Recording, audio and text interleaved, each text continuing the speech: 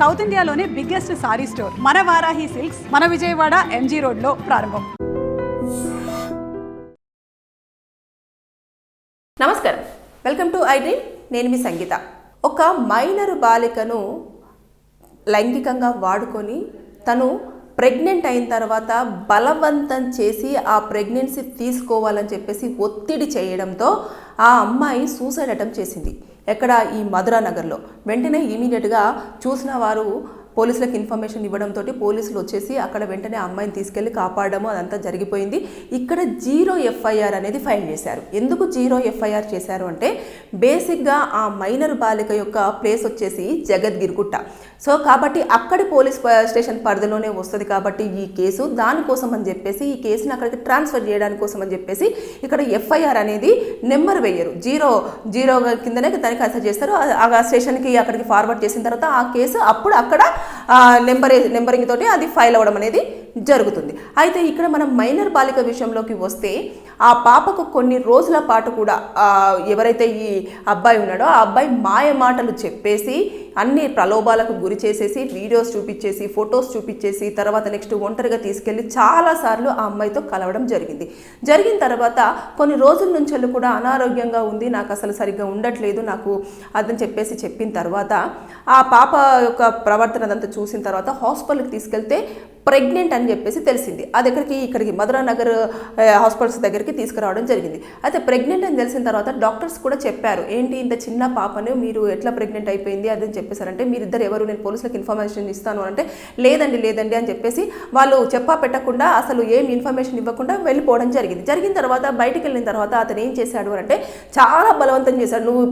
నువ్వు కంపల్సరీగా అబార్షన్ చేయించుకోవాల్సిందే. ఎందుకు అనంటే మనకు చిన్న ఏజ్లో అంటే అతను మేజర్, ఈ అమ్మాయి మాత్రం మైనర్ కాబట్టి ఖచ్చితంగా నువ్వు చేయించుకోకపోతే బాగోదు అని చెప్పేసి ఆ అమ్మాయిని భయపెట్టాడు. చిన్నపిల్ల కదా, అతను అనే మాటలకు కానివ్వండి అతని యొక్క ప్రవర్తనకు కానివ్వండి భయపడిన తర్వాత నన్ను ఎందుకు ఇట్లా చేస్తున్నావు, నువ్వు మనం ఇద్దరం పెళ్లి చేసుకుందాం అని చెప్పేసి చాలా వరకు వాళ్ళిద్దరి మధ్యలో వాదన జరిగినట్టుంది. అయినా సరే వినకపోయేసరికి ఇంకా నా మాట వినట్లేదు అని చెప్పేసి ఆ అమ్మాయి ఇమీడియట్గా సూసైడ్ అటెంప్ట్ చేసే ప్రయత్నం చేసింది, అంటే చనిపోవాలి అని చెప్పేసి అనుకుంది. అయితే ఇప్పుడు మనం ఈ కేసులో చూస్తే ఈ మైనర్ అమ్మాయి పైన లైంగికంగా దాడి చేయడమే కాకుండా ఆ అమ్మాయిని ప్రెగ్నెంట్ చేశాడు కాబట్టి ఈ అబ్బాయికి ఖచ్చితంగా పోక్సో కేసు అనేది అట్రాక్ట్ అవుతుంది. ఇకపోతే అమ్మాయికి మాయ మాటలు చెప్పేసి బాగా సెక్సువల్ అసాల్ట్ చేశాడు కదా, అదొక కేసు ఫైల్ అవుతుంది. దాంతోపాటు ఈ అమ్మాయిని అబార్ట్ చేయించుకోవాలి అని చెప్పేసి చాలా బలవంతం చేశాడు కదా, మెంటల్గా ఫిజికల్గా చాలా అరాస్ చేశాడు కదా, అది కూడా కేసు కింద కన్సిడర్ అవ్వడం జరుగుతుంది. దాంతోపాటు ఇంకొకటి ఏంటంటే ఆ అమ్మాయి చనిపోవడానికి ప్రేరేపించినట్టే, అంటే చాలా మానసికంగా ఒత్తిడికి గురి చేయడంతో ఇంకా నేను బ్రతికుంటే ఇతను మారతాడేమో లేదంటే ఇతను ఇలా అవుతాడేమో నన్ను పట్టించుకోడేమో అని చెప్పేసి అలా అయిపోయి చనిపోవాలి అని చెప్పేసి అనే దానికి ప్రేరేపించాడు కాబట్టి దాని కింద కూడా అతనికి సెక్షన్స్ అట్రాక్ట్ అవ్వడం అనేది జరుగుతుంది. ఓవరాల్గా చూసుకుంటే మనం పోక్సో కేసులో అయితే మినిమం 20 years వరకు జైలు శిక్ష పడే అవకాశాలు ఉంటుంది. ఇకపోతే అబార్షన్ విషయంలోకి వచ్చేస్తే ఖచ్చితంగా 2 years వరకు జైలు శిక్ష ఉంటుంది. ఇకపోతే ఎప్పుడైతే చనిపోవాలి అని చెప్పేసి ప్రేరేపించాడు కాబట్టి దాంట్లో కూడా మినిమం ఒక 1 to 2 years వరకు కూడా జైలు శిక్ష ఉండే అవకాశాలు ఉంటాయి. ఓవరాల్గా చూసుకుంటే ఆ అబ్బాయికి మొత్తము లైఫ్ ఇంప్రిజన్మెంట్ కూడా పడినా మనం ఆశ్చర్యపోనవసరం లేదు. ఎందుకు అనంటే ఆ పాప యొక్క స్టేట్మెంట్ అనేది చాలా ముఖ్యంగా తీసుకుంటారు. తర్వాత ఎన్ని రోజుల నుంచి ఆ అమ్మాయి వెంటపడడం కానివ్వండి, ఎన్నిసార్లు యూజ్ చేసుకోవడం కానివ్వండి, తర్వాత ఇవన్నీ కూడా పాప యొక్క స్టేట్మెంట్లో తీసుకుంటారు. ఇకపోతే ఆ అబ్బాయి విషయంలో కూడా ఇలాంటి పిల్లల్ని ఇంకా ఎక్కడైనా వాడడా అంటే ఎవరినైనా ఇలాగే ప్రలోభాలకు గురి చేసేసి పిల్లల విషయంలో ఇలాగే చేశాడా ఏంటి, లేదంటే ఈ అమ్మాయి ఒక్కదాంతో లేకపోతే అక్కడ ఉంటున్న ఏరియాలో ఉంటున్న అమ్మాయిలతో ఇలాగే బిహేవ్ చేశాడా, అతని ప్రవర్తన ఏంటి అని చెప్పేసి అనే దానిపైన కూడా ఎంక్వైరీ చేస్తారన్నట్టు. చేసిన తర్వాత ఓవరాల్గా మొత్తం ఇదంతా జరిగిన తర్వాత అప్పుడు కేసెస్ ఎలాంటి సెక్షన్స్ అనేవి అట్రాక్ట్ అవుతాయి అనే దానిపైన సెక్షన్స్ని బట్టి మనము డిపెండ్ అయి ఉంటుంది. ఇప్పుడు పాప సూసైడ్ అటెంప్ట్ వర్క్ చేసింది కాబట్టి పోలీసులు ఇక్కడ గుర్తించారు, వెంటనే ఇమీడియట్గా కేసు ఫైల్ చేసేసుకున్నారు. దాన్ని వెంటనే జగద్గిరిగుట్టకి ట్రాన్స్ఫర్ చేయడం జరిగింది, పిఎస్కి ట్రాన్స్ఫర్ చేశారు. కానీ అక్కడ పోలీసులు ఇదంతా ఎంక్వైరీ చేస్తారు. ఈ పాప యొక్క పేరెంట్స్ని పిలవడం జరుగుతుంది. తర్వాత పాపకు ఇతను ఏమవుతాడు, ఇంటికి వచ్చి తీసుకెళ్తున్నాడా లేకపోతే ఇవన్నీ ప్రతిదీ ఎంక్వైరీ చేసిన తర్వాతనే అప్పుడు అనేది ఈ కేసు పూర్వపరాలు అంతా కూడా చేస్తారు. కానీ ఫస్ట్ అబ్బాయిని అయితే తీసుకెళ్లేసి కోర్టులో ప్రొడ్యూస్ చేస్తారు. చేసిన తర్వాత 24 అవర్స్లోనే చేయాలి. ఎఫ్ఐఆర్ అయింది కాబట్టి 24 అవర్స్లో ఖచ్చితంగా మెజిస్ట్రేట్ ముందు హాజరుపరిచిన తర్వాత మెజిస్ట్రేట్ ఏం చేస్తారంటే కొన్ని రోజుల పాటు ఒక 14 రోజులు 15 రోజులు రిమాండ్కి పంపిస్తారు. పంపించిన తర్వాత అప్పుడు ఇంకా వీళ్ళు మొత్తం షార్ట్ షీట్ ప్రిపేర్ చేస్తారన్నట్టు. ఆ అమ్మాయిని మొత్తం అడగడం కానివ్వండి, స్టేట్మెంట్స్ తీసుకోవడం కానివ్వండి, ఇక అబ్బాయి దగ్గర కూడా ఇన్ఫర్మేషన్ ఏదైనా ఉంటే తీసుకోవడం కానివ్వండి, పేరెంట్స్ దగ్గర తీసుకోవడం కానివ్వండి, చుట్టుపక్కల ప్రాంతాల్లో తీసుకోవడం కానివ్వండి, హాస్పిటల్ తీసుకెళ్ళినప్పుడు డాక్టర్ దగ్గర వీళ్ళు చెప్పిన సంభాషణ ఏంటి అనేది కానివ్వండి, ఆ అమ్మాయిని ఎక్కడికి తీసుకెళ్లాడు అని చెప్పేసి ఏదైనా హోటల్కి తీసుకెళ్లాడా, అక్కడ కూడా ఒకవేళ మైనర్స్ వెళ్ళిన తర్వాత మీరు ఎట్లా హోటల్ రూమ్ ఇచ్చారు అని చెప్పేసి ఇంకా ఇవన్నీ కూడా ఇప్పుడు ఈ కేసులో చాలా వరకు బయటకు వచ్చే అవకాశాలు ఉంటుంది.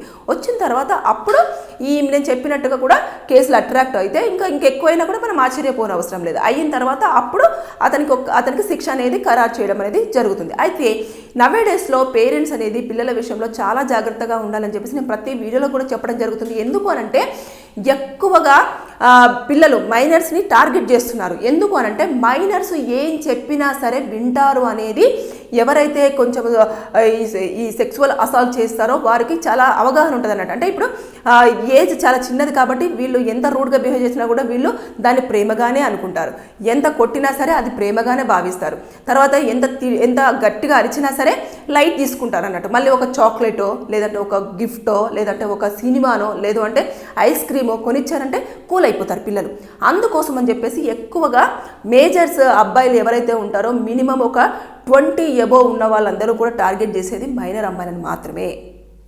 కాబట్టి వాళ్ళకి అన్ని ఆశ చూపించిన తర్వాత వారు ఏం చెప్తారో ఇంకా వినేంత స్థాయికి వచ్చిన తర్వాత ఇంకా బయటికి తీసుకెళ్ళి వాళ్ళకి ఎన్నిసార్లు కావాలంటే అన్నిసార్లు వాళ్ళ కోరికను తీర్చుకోవడమే పనిగా పెట్టుకుంటారు. ఇక ఎప్పుడైతే ఇంకా ఇలాంటి సిచ్యువేషన్స్ వస్తాయో అప్పుడు పాపలను ఒంటరిగా తీసుకెళ్ళి ఇలా అబార్ట్ చేయించడమనో లేదు అనుకుంటే ఇక పూర్తి స్థాయిలో ఇంకా ఈవిడ ఉంటే నాకు ప్రమాదం అని చెప్పేసి అనుకుంటే తీసుకెళ్ళేసి చంపేయడం ఇలాంటివన్నీ చోటు చేసుకుంటున్నాయి.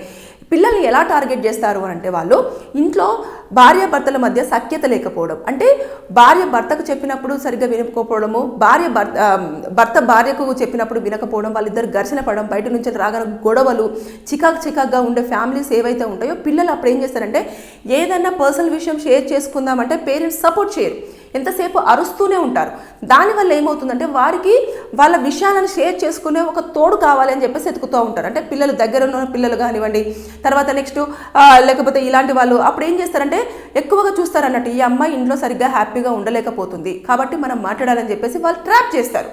ట్రాప్ చేసిన తర్వాత అప్పుడు ఇలా మా అమ్మ ఇలా అంటుంది, మా నాన్న ఇలా అంటున్నారంటే అయ్యో నాన్న అలా అంటున్నారా, అలా కాదు ఇలా ఉండాలి అలా ఉండాలని చెప్పేసి వాళ్ళకు కావాల్సినవి కొనిస్తూనే వీళ్ళకి ఏం కావాలో అది తీసుకుంటూ ఉంటారు. వాళ్ళకి తెలియదు పాపం ఎంతో విలువైంది నేను కోల్పోతున్నాను అన్న విషయం ఆ చిన్న పిల్లలకు అస్సలు తెలియదు. వాళ్ళకి కావాల్సింది ఏంటి, ఐస్ క్రీమ్ కనిపిస్తూ ఉంటుంది, చాక్లెట్ కనిపిస్తుంటుంది, డ్రెస్సులు కనిపిస్తూ ఉంటాయి, బొమ్మలు కనిపిస్తూ ఉంటాయి, చప్పలు కనిపిస్తూ ఉంటాయి, అంతే చిన్నవి. మా కౌన్సిలింగ్ దగ్గరికి కూడా పిల్లల్ని తీసుకొస్తుంటే చాలా ఆశ్చర్యం వేస్తుందండి.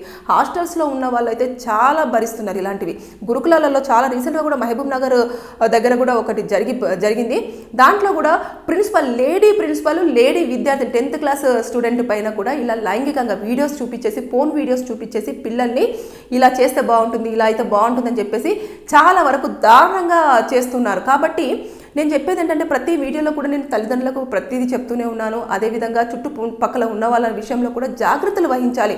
అరే మన ముందే ఉన్నాడు కదా ఈ పిల్లోడు, మన చిన్నప్పటి నుంచి మన ముందే పెరిగాడు కదా, మన కళ్ళ ముందు పెరిగిన అబ్బాయి ఇలాంటివి చేస్తాడంటే చెప్పలేం. వాడి బుద్ధి ఎలా మారుతుందో ఎవరికి తెలియదు. కాబట్టి జాగ్రత్తగా పిల్లల విషయంలో మాత్రం ఎవరైనా పిల్లల దగ్గరకు వచ్చేసి ఎక్కువ మాట్లాడము, టైం స్పెండ్ చేయడము, వారి పట్ల కన్సర్న్ చూపించడము, అరే అక్క నేను వచ్చాను ఇగో పాపకి తీసుకొచ్చానని చెప్పేసారంటే ఎందుకు అనేది ఆలోచించండి. అంతే తప్పించి అరే మామయ్యనే అవుతాడు లేదంటే అన్న అవుతాడు తీసుకోండి అని చెప్పేసి మీరు ఎంకరేజ్ చేశారనుకో, అమ్మ వాళ్ళే చెప్పారు, నాన్ననే చెప్పాడు కాబట్టి మనకు తెలిసిన వాళ్ళే అని చెప్పేసి వాళ్ళు పెద్దగా చెప్పాలన్న ఇంట్రెస్ట్ కూడా చూపించారు. కాబట్టి ఇలాంటివన్నీ చోటు చేసుకుంటున్నాయి. దయచేసి నేను చెప్పేది ఏంటంటే ఎప్పుడైనా సరే మన చుట్టుపక్కల ఉన్న వాళ్ళని కానివ్వండి, లేదు అంటే పాప వాళ్ళు ఎక్కడికైనా వెళ్ళి వచ్చినప్పుడు కానివ్వండి, వాళ్ళతో కొంచెం ప్రేమగా కూర్చొని మాట్లాడేసి ఏం జరిగింది ఈరోజు నీ విషయంలో, ఎవరైనా ఇలా టచ్ చేశారా, ఎవరైనా ఇలా మాట్లాడారా, ఇది ఇలా టచ్ చేస్తే బ్యాడ్, ఇలా మాట్లాడితే చాలా వెరీ బ్యాడ్ అని చెప్పేసి ఆ ఇన్ఫర్మేషన్ ఇవ్వాలి. వాళ్ళకు ఒక కౌన్సిలింగ్ లాంటిది అనేది తల్లిదండ్రులు చూపించాలి. అలాంటిది ఈ రోజుల్లో లేవు. ఎందుకంటే బిజీ షెడ్యూల్స్, అందరూ కూడా ఇద్దరు వర్కింగ్ ఉమెన్స్ అని లేదంటే ఇంకేదో అని చెప్పేసి పిల్లల్ని పట్టించుకోవడం అనేది మానేస్తున్నారు. ఏమనంటే స్కూల్ రావాలి, స్కూల్ నుంచి రాగానే యూనిఫామ్ చేంజ్ చేసుకొని ఇమీడియట్గా ట్యూషన్కి వెళ్ళిపోవాలి, ట్యూషన్లో ఏం జరుగుతున్నా మళ్ళీ ఇంటికి వచ్చి చెప్దామంటే ఇంకా పడుకోరే పొద్దున స్కూల్కి వెళ్ళాలి కదా అని చెప్పేసి వారికి ఫ్రీడమ్ ఎక్కడుంది? లేదు. పిల్లలు ఏదన్నా చెప్పుకోవాలి అన్నా, హ్యాపీగా షేర్ చేసుకోవాలి అన్నా కూడా పేరెంట్స్ అంత టైం ఇవ్వట్లేదు. ఎవరికి టైం ఉండదు. కానీ టైం అనేది కల్పించుకొని పిల్లలతో టైం స్పెండ్ చేస్తే ఇలాంటి దారుణాలు అనేవి చోటు చేసుకోకుండా ఉండే అవకాశాలు ఉంటుంది.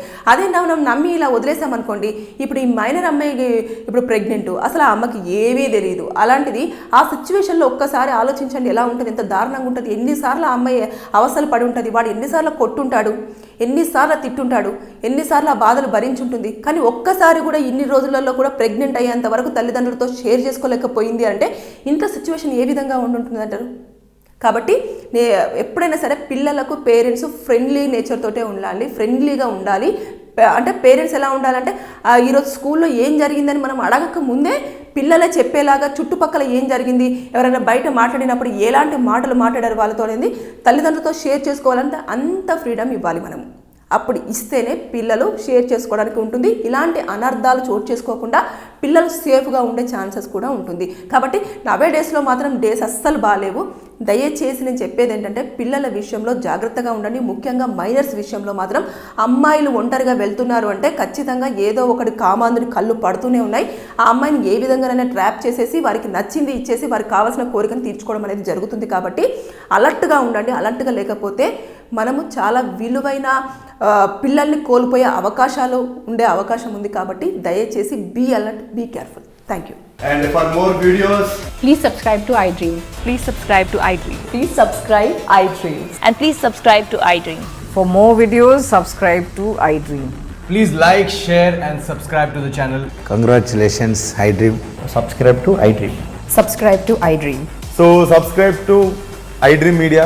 iDream ki iDream team andarki huge congratulations. Please subscribe iDream Media. Please subscribe to iDream. Subscribe iDream. Please subscribe to iDream. iDream అంటే నా కళల ఛానల్ను సబ్స్క్రైబ్ చేసుకున్న నోరు తిరుగుతలేదు, మీరైతే గంట గుర్తు కొట్టండి. For more such videos, please subscribe to iDream. Subscribe to iDream. Please subscribe to iDream. Please subscribe iDream Media. Please do subscribe to iDream. Please subscribe to iDream Media. For best entertainment and information, please subscribe iDream. And don't forget to subscribe to iDream.